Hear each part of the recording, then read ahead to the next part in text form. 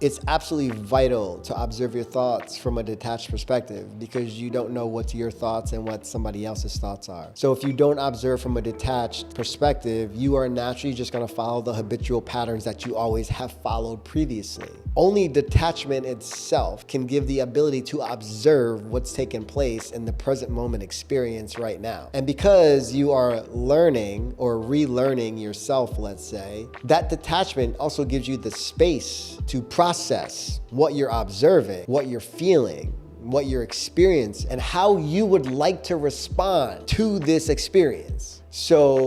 And as you detach more, what happens is you get a level of discernment where you just know that in this moment, your mode of action is the right action. And you're able to discern whether this mode of action is coming from the core of who you are, your heart center, or is it coming from your ego? So detachment is a necessary process. And the way that you become detached is acknowledging first and foremost that your thoughts are not you. If you can process that one statement, my thoughts are not me, then the goal is you're not really adding all these things to you to become the best version of you. You're actually removing these things that aren't you to uncover who you already are since you came here. The ego identity, for the most part, is just software programs that you've been conditioned and taught to do, and they continue doing it until you become aware of your actions. The same person who does road rage today is gonna do it tomorrow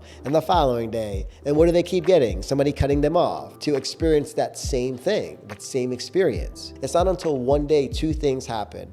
While they rode after a person in road rage, they got in another car accident. And then they paused for a second and was like, why did I do that? I don't wanna do that anymore. Or they were like, man, running after people, it exhausts me. I don't really want to do that anymore. They came from a level of awareness of their actions. Now, who knows the reason why that happens? You can do it after the fact, which sometimes can be very painful, or you can do it proactively. And that's where meditation comes in. I'm sitting here with my thoughts, with no expectations. I'm detached from all of them, watching them. I see this one just came through, and man, it makes me cringe. I see another one, and it makes me feel very warm and loving.